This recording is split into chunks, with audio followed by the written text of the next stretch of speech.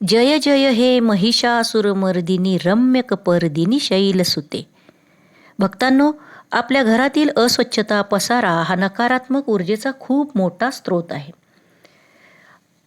आपली देवी माता म्हणजेच महिषासुरमर्दिनी दुर्गा माता नवरात्रोत्सवात आपल्या घरी वास्तव्याला येत आहे आणि तिच्या वास्तव्यापूर्वी आपल्याला आपलं घर एकदम चकचकीत स्वच्छ करायचं आहे आणि घरातली नकारात्मकता काढून सकारात्मक घर बनवायचं आहे.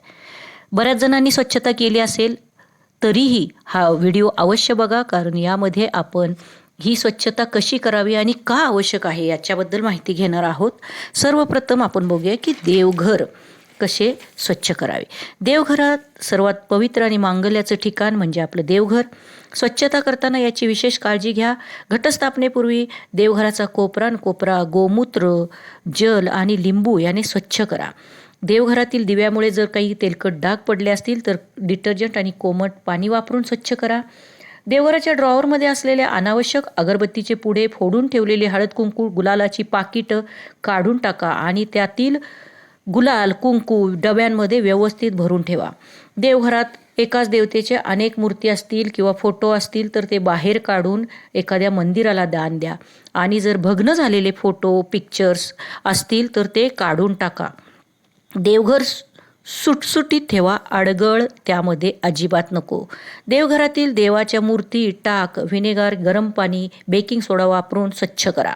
देवाची भांडी जी आपल्याकडे आहेत म्हणजेच तांब्याची, पितळेची, चांदीची जी काही देवाची भांडी आहेत ती बाजारात त्या त्या धातूंसाठी उपलब्ध असलेल्या पावडरींनी स्वच्छ करा. देवांसाठी नवीन वस्त्र आणा, जुनी वस्त्र शक्यतो बदला अथवा स्वच्छ करून वापरा.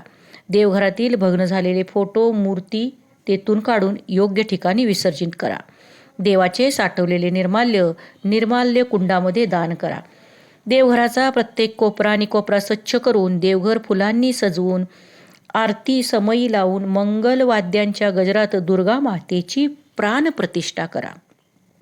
त्याचबरोबर आता दुसरं महत्त्वाचं ठिकाण म्हणजे आपलं स्वयंपाक. नेहमी गृहिणी या ग्रहाची म्हणजे स्वयंपाकगृहाची स्वच्छता करतच असतात.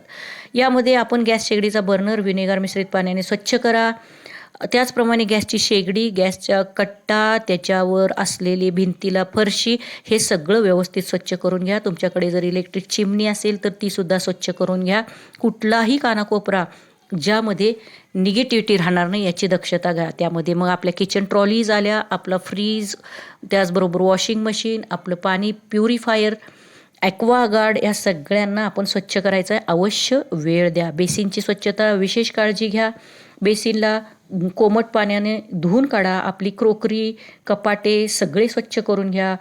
त्याचप्रमाणे आपले घरातले डायनिंग टेबल, खुर्च्या यासुद्धा कोपरा साफ करा.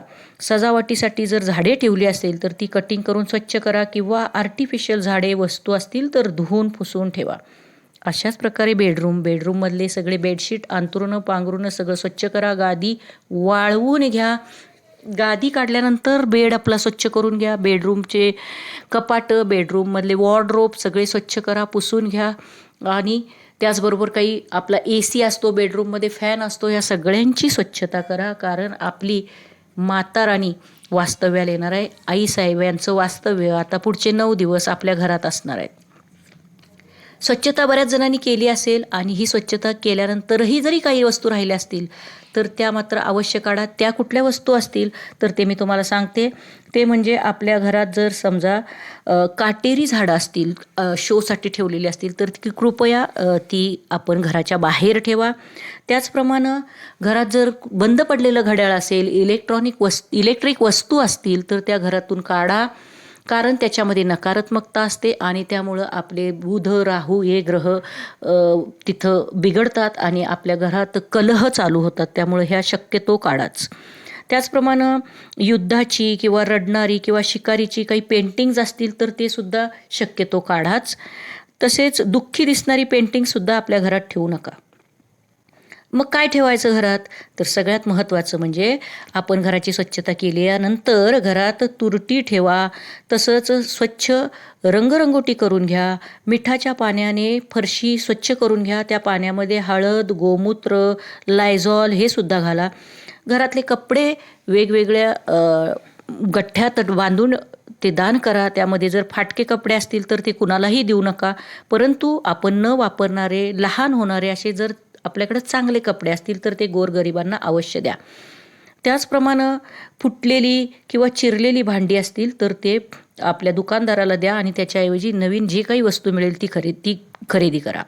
चप्पल, बेल्ट, हे पेपर रद्दी ह्या सगळ्या भंगारवाल्यांना देऊन टाका. अजिबात ते घरात एका कोपऱ्यात किंवा एखाद्या पोत्यात भरून ठेवू नका. यामुळे पुन्हा नकारात्मकता आपल्याकडं वाढीस लागते. फर्निचर घरातलं जे आहेत, जे धूळ जमा झालेले आहे ते हलवून स्वच्छ करा. त्याची पुनर्रचना करा. रंगकाम करणार असाल तर चांगला आणि अवश्य असाच रंग, आपला उठावदार रंग द्या. मळकट काळा असा रंग देऊ नका. बऱ्याच आपल्या बाथरूममध्ये आणि टॉयलेटमध्ये खडे मीठ म्हणजेच आपण जे काही समुद्री मीठ म्हणतो ते मीठ काचेच्या बाऊलमध्ये भरून ठेवा. बेडरूमच्या कोपऱ्यामध्ये सुद्धा खडे मीठ ठेवा. त्यामुळे सकारात्मक ऊर्जा घरात नांदते. घरामध्ये बांबू प्लांट ठेवा. तुळस, कोरफड अशी झाडे घराजवळ लावा. Money plant, spider plant, snake plant ही सुद्धा झाडं आपण घराजवळ लावू शकतो. त्याचप्रमाणे घरात कापूर दिवा लावा. घरात सर्वत्र प्रकाश असेल याची दक्षता घ्या. कोंदट अंधारी वातावरण असू नये, त्यामुळे कुटुंबाच्या समृद्धीस अडथळा येतो. त्यामुळे याची नक्की काळजी घ्या. सर्वात महत्त्वाचे म्हणजे आपला प्लॅस्टिकचा वापर टाळा. एक सामाजिक बांधिलकी जपूयात. ओला कचरा, सुका कचरा वेगवेगळ्या डस्टबिनमध्ये साठवून कचरा गाडी आल्यावर त्यांना आपण अवश्य देऊया. त्याचप्रमाणे ही सगळी स्वच्छता सर्वांनी, घरातल्या कुटुंबियांनी सर्वांनी मिळून करायची आहे. हे एकट्या गृहिणीचं काम नाही.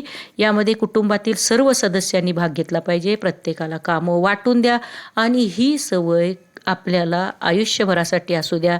आपल्या मुलांना सुद्धा शाळेतून आल्यानंतर त्यांच्या वस्तू जागच्या जागी ठेवण्याची सवय लावा आणि आपलं घर सकारात्मकतेनं भरून द्या आणि देवी मातेचा आपल्याला आशीर्वाद लाभू द्या. धन्यवाद.